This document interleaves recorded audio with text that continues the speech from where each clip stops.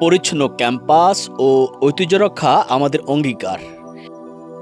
এই প্রতিপাদ্যকে সামনে রেখে কুমিল্লা লাকসামে নওয়াব ফয়জুন্নেছা সরকারি কলেজ রোভার স্কাউট ইউনিটের উদ্যোগে ক্যাম্পাস ও ঐতিহাসিক নওয়াব ফয়জুন্নেছা জমিদার বাড়ি জাদুঘর প্রাঙ্গণে পরিচ্ছন্নতা অভিযান অনুষ্ঠিত হয়েছে। রবিবার ২৬ জুলাই দুপুর ১২:৩০টায় কলেজ ক্যাম্পাস ও জাদুঘর প্রাঙ্গণে এই কর্মসূচি অনুষ্ঠিত হয়।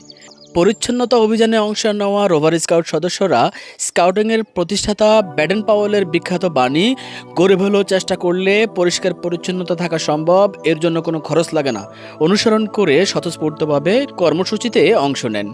কর্মসূচির অংশ হিসেবে রোভার স্কাউট ও গার্লস ইন রোভার সদস্যরা পলিথিন ব্যাগ, মাস্ক ও গ্লাভস পরিধান করে কলেজ ক্যাম্পাস ও জাদুঘরের আশপাশে ছড়িয়ে থাকা ময়লা আবর্জনা সংগ্রহ ও পরিষ্কার করেন। একই সঙ্গে পরিবেশ সংরক্ষণ এবং ঐতিহাসিক স্থাপনা ও স্থানীয় ঐতিহ্য রক্ষায় সচেতনতামূলক বার্তা প্রচার করা হয়। এ সময় উপস্থিত ছিলেন নওয়াব ফয়জুন্নেছা সরকারি কলেজের অধ্যক্ষ professor Mohammad Monir Ahmed, scout unit leader Shariful Islam, শিক্ষক পরিষদের সম্পাদক মোহাম্মদ ফখরুল লতিফ, প্রভাষক আইসিটি নুরুল আলম মাসুদ, প্রভাষক ইসলাম শিক্ষা মোহাম্মদ আবু নাইম সহ রোভার ইউনিটের সদস্যরা।